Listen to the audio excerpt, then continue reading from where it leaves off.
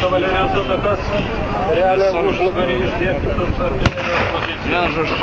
Karts nuo karto pasigirsta vienas kitas artilerijos šūvis. Atakuoja Rusijos kariuomenės pozicijas savo pagilumoje. Rusų kariuomenė jau nebeturi daug jėgų. Jie dar vis bando kontratakuoti.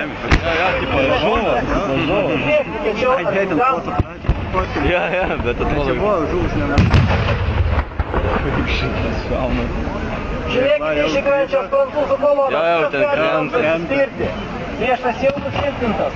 Jie atakavo ir kavaleriją, ir pėstininkai. Jie patyrė daug nuostolių, o štai atsikėjo šviežias kolonas, kurios traukia Marselietę ir kitas revoliucinės dainas.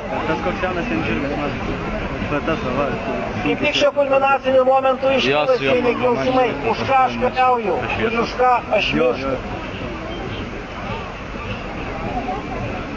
1800